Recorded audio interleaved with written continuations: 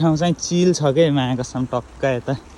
सररा छ है समुद्रको पानी डोडाएर ल्या यता चाहिँ मस्त नेपालको जस्तै बुटा छ के यो पङ्गीको बुटा होइन हुन त यहाँ चाहिँ साकुरा भन्छ नि यहाँ हेर न उस गिद्दा माया कसम मजा छ कि सरर हावा चलिरहेछ